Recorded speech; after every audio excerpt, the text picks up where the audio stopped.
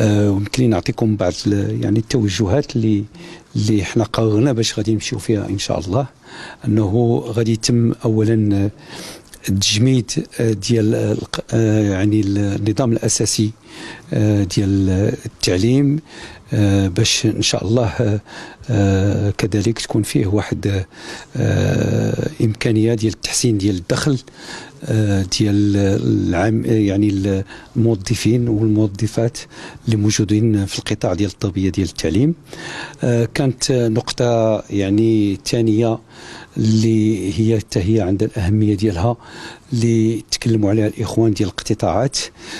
شرحنا الإخوان ديال النقابات بأن الاقتطاعات مرت من واحد المرحلة اللي هي يعني إدارية، وصلت أنه الاقتطاع كاين ولي صالير غادي يخرجوا من هنا يومين، ويعني من الصعب أنه بالنسبة لهذيك الشهور الأولى اللي كانت نرجعوا على الاقتطاعات. ولكن اقترحنا عليهم أنه يعني الإضرابات الكبيرة هي هذه اللي جات من بعد، اللي غادي تكون يعني في الشهر المقبل، أنه يكون واحد الحوار ونقاش داخل يعني لا كوميسيون اللي غادي يشتغلوا باش يحاولوا إن شاء الله نخففوا من هذا الشيء ولا نتجاوزوه في المستقبل.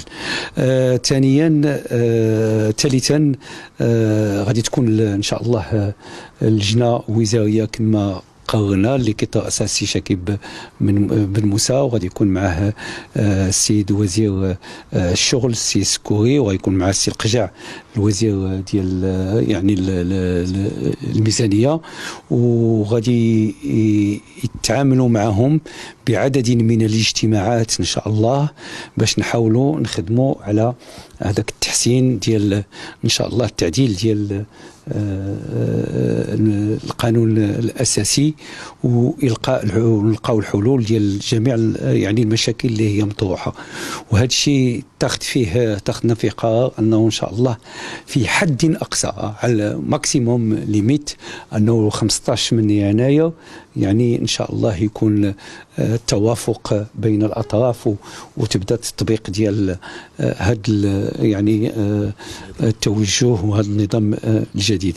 اذا هذه كلها يعني افاق جد ايجابيه اللي غادي نشتغلوا فيها واللي تم عليها الاتفاق مع النقابات، مع العلم انه الحكومه بالطبع قالت بانه غادي يكون اجتماع ابتداء من 15 من نهار الخميس ان شاء الله. نهار الخميس غادي يكون اجتماع مع اللجنه الوزاريه باش يشتغلوا على اول يعني على هذا النظام الاساسي ويشتغلوا على هذه الامكانيات.